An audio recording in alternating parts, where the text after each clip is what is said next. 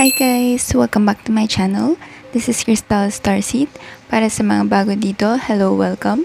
So before we start, gusto ko lang po mag-thank you sa lahat ng nagsusubscribe, nagko-comment, nagla-like ng videos ko. So na-appreciate ko po yun lahat. I hope you can continue supporting me and my channel. And yun, comment lang kayo guys sa baba kung ano yung mga insights nyo about sa reading, kung may suggestions kayo. So yun, feel free to comment and syempre, share, like, and subscribe to my channel. Yun, thank you sa lahat.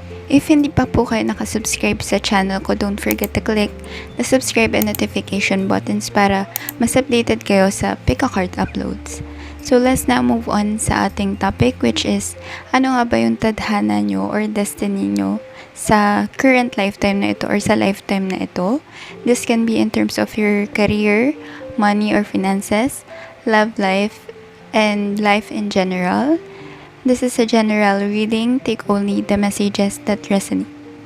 Ito din po ay timeless. Ibig sabihin ay maaaring applicable pa rin sa inyo ang reading kahit kailan mo man ito mapanood.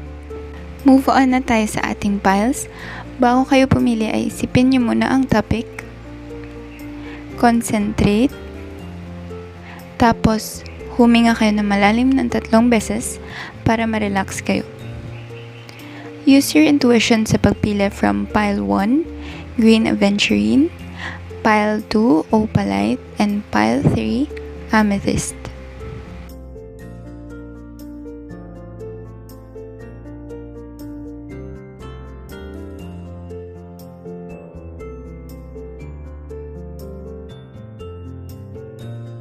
Pakaramdaman nyo na mabuti ang piles. Pag nakapili na kayo, ay pwede na kayo mag-proceed sa description box para sa timestamps ng inyong reading. So, let's start!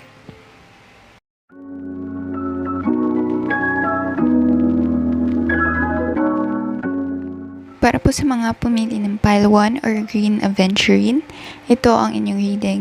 So, I sense fire, air, and water energies from this pile. Aries, Leo, Sagittarius, Gemini, Libra, Aquarius, Cancer, Pisces, Scorpio. For this pile po, I see na discard, school. So, bata pa lang kayo ay mahilig ng magbasa, kayo ay mahilig ng or kayo ay gusto nyo talagang pumasok sa school, na-enjoy nyo yung school, yung pag-aaral. And for some naman, kayo ay achievers talaga sa school, kayo ay matalino, kayo ay hinahangaan ng inyong classmates. So, yun, for this pile, may gift kayo sa school or na-enjoy nyo talaga yung pagbabasa, learning new things, learning or having new experiences. So, yun. Discard, the answers that you're seeking involves going to school. So, yun, nakahanap nyo talaga yung happiness nyo sa school and sa education.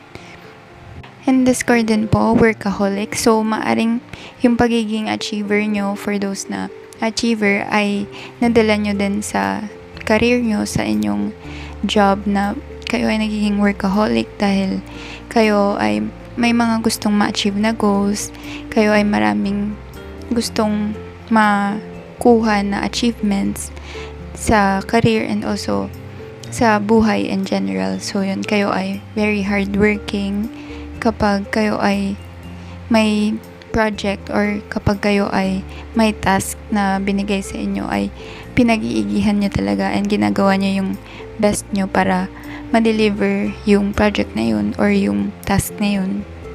For this pile din po ay na discard, impasse. So, maaring nahihirapan kayo na gumawa ng mga desisyon sa buhay. Kailangan yung pag-isipan muna talaga yung mga bagay-bagay bago kayo gumawa ng desisyon dahil tinitingnan nyo muna yung both sides or yung pros and cons ng isang situation or ng isang decision. So, yun. Kayo in this lifetime ay nakatadhana na parang mahirapan magdesisyon dahil ito ay something na kailangan yung matutunan throughout your life na mas huwag mag-overthink or mas maging spontaneous kumbaga dahil kayo ay nakafocus sa work, sa career, sa studies. So, mas maging live in the moment, mas i-enjoy yung moment. So, yun yung mga isa sa maaring problema nyo for this pile. I see din po for this pile, this card, connect with the earth. So, maaring wala na kayong masyadong time na lumabas, i-appreciate ang nature. So, ang message for you ay mas magkaroon ng time for yourself, discard beauty ritual, mag-focus din sa self-care, sa self-love, and i-balance yung priorities nyo, hindi lang work, may time din to connect with nature, to have some time for fun, self-care, and yun. So, i-enjoy nyo din yung kung ano yung mga deserve nyo na bagay dahil ito ay makakatulong din sa inyo magkaroon ng bagong perspective, discard new life. So, may renewal na paparating sa inyo once na balance nyo yung mga priorities nyo, yung fun or work-life balance. For this pile, this card, milk and honey. So, nako-focus din talaga kayo, yung main priority nyo ay yung work, yung finances nyo. Dahil gusto nyo na maging stable kayo.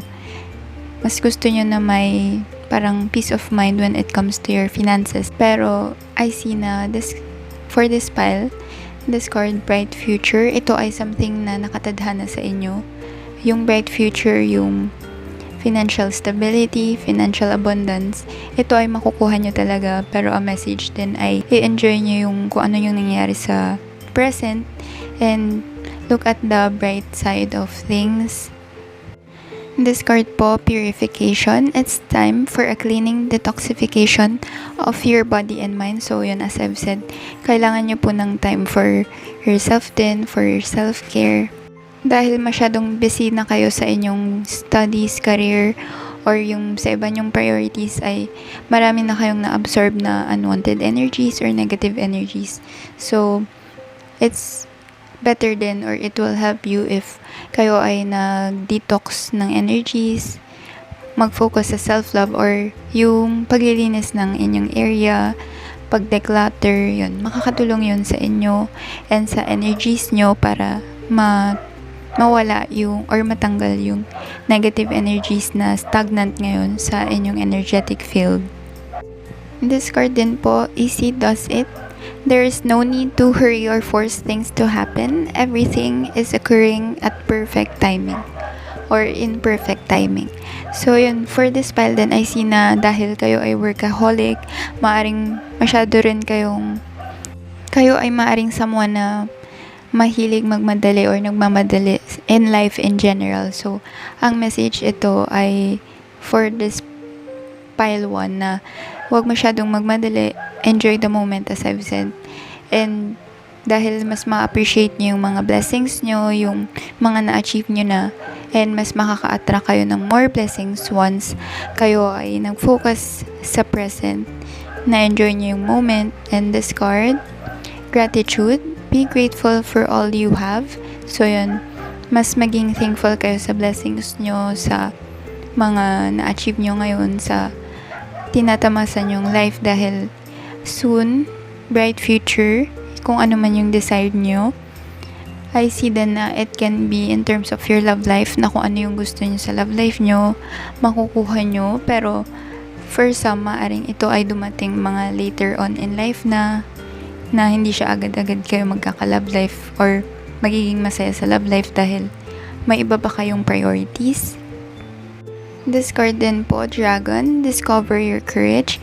So, for this card, I see na ang energies nyo ay yun, mas maging spontaneous sana or mas less plano dahil kayo yung mahilig magplano and hindi kayo hindi kayo comfortable sa hindi pagplano. So, minsan, makakatulong din sa inyo yung mas maging fearless lang sa adventures, mas maging welcoming sa adventures sa inyong buhay dahil ito ay bibigay sa inyo ng fresh energies, new energies, and new life or new blessings. So yun po ang reading for pile 1. Thank you for watching. Please like, share, and subscribe to my channel. Let's now move on to pile number 2.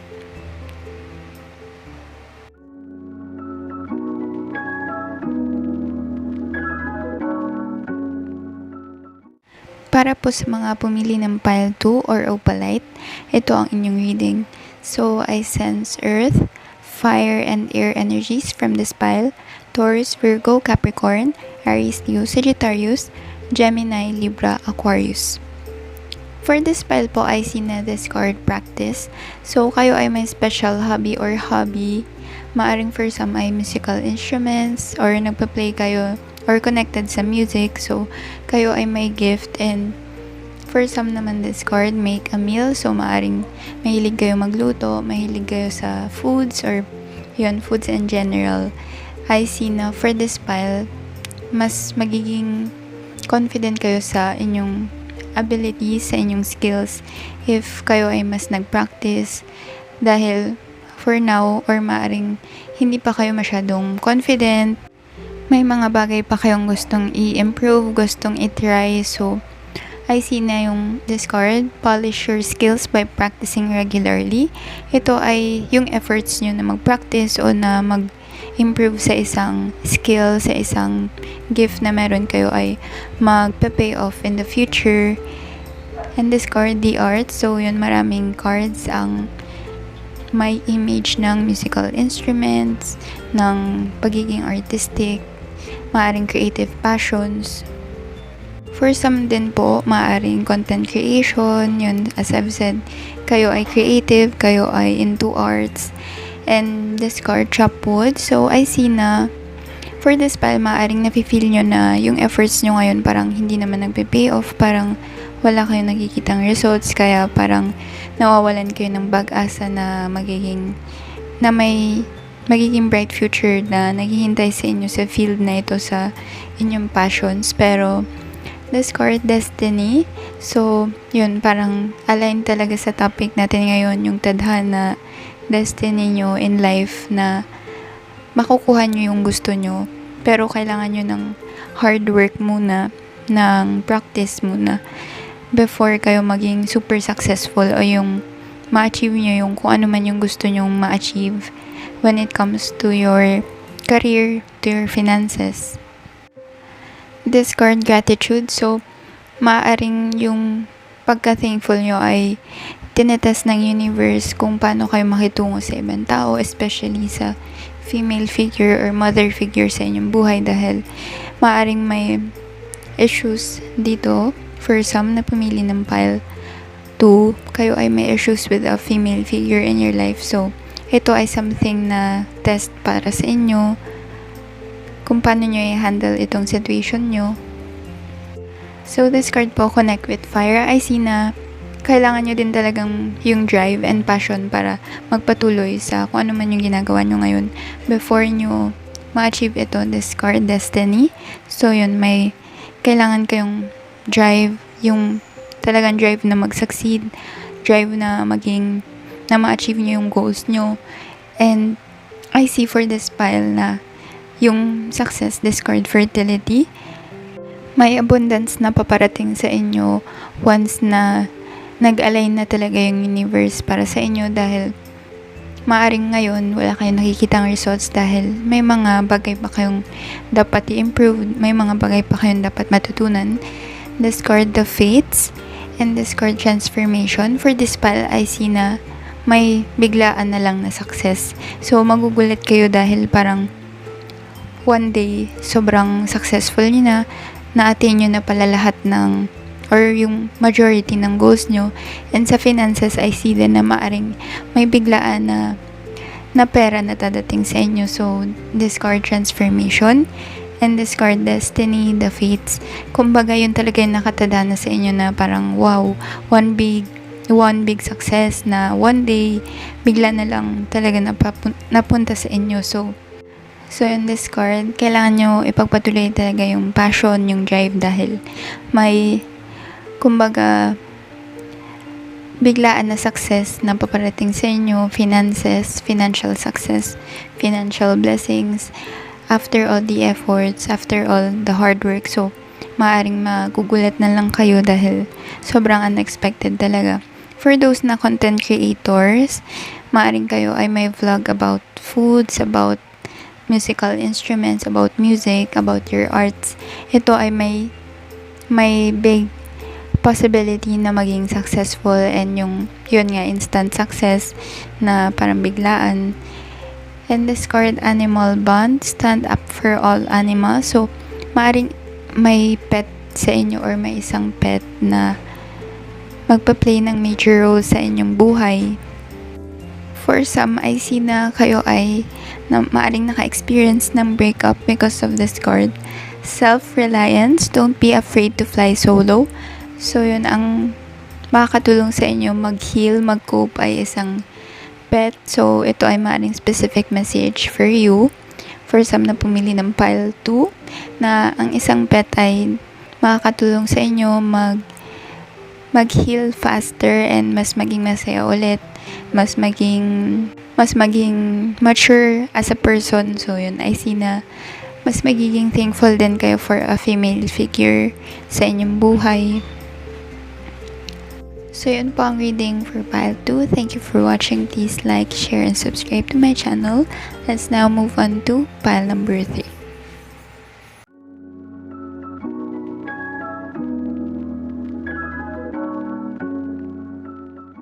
Para po sa mga pumili ng pile 3 or amethyst, ito ang inyong reading. So, I sense water, air, and fire energies from this pile. Cancer, Pisces, Scorpio, Gemini, Libra, Aquarius, Aries, Leo, Sagittarius. For this pile po, I see na ang part of your destiny ngayon na nangyari ay discord and insecurity. Maaring marami kayong nafe-feel ngayon na insecurities. For some, kayo ay naka-experience ng breakup or ng heartbreak sa inyong love life dahil may person na iniwan kayo because of your physical appearance, because of your weight. For some, because of this card, nutrition. So, maaring ngayon ay iniisip nyo na mag-focus na lang sa inyong diet, sa inyong physical appearance, sa inyong health, and sa inyong nutrition. Discard instinct. So, maaring may third party involved and ang inyong person ay iniwan kayo dahil sa inyong, yun nga, sa isang third party na sa tingin nyo ay nakakaababa ng inyong self-esteem dahil ginamit ng person na ito ang inyong physical appearance as a reason kung bakit kayo iiwan or kung bakit niya kayo iniwan. So, this card po, come to the edge. So, maaring talagang kayo ay nasaktan, marami kayo na-experience na pain because of this person or because of this rejection. For some na pumili ng pile 3. This card, alone time. Kayo ay nag-focus on yourself, on your physical appearance, on your body, and on your health. And for some, this card, plan a vacation. Kayo ay maaaring nag-take a break from society, mas nag-focus sa inyong mga priorities. And this card, to the sea. For some naman, kayo ay nag-ibang place or lumipat sa isang place na walang masyado nare-remind sa inyo sa taong ito. And this card, go outside. You have been indoors too long. Go outside and get some fresh air. So, yun, kayo ay nafo-focus na sa fresh energies, sa new energies sa inyong buhay. And this card, inner goddess. So, yun, as I've said, mas nafo-focus na kayo sa inyong maaring for some ay fashion, health, and wellness. Awaken the goddess within you through dance, self-care, and appreciating your divinity. So, yun, inner goddess, Aphrodite. Tinatry nyo na maging confident dahil maaring throughout your life, ito yung issue nyo, yung self-esteem. Hindi kayo masyadong confident about yourself, hindi kayo masyadong confident about your body, about your appearance. So, mas nagfo-focus kayo ngayon sa mga areas na ito, sa mga bagay na ito dahil gusto nyo ng new life. Discard, new beginnings, begin your new life.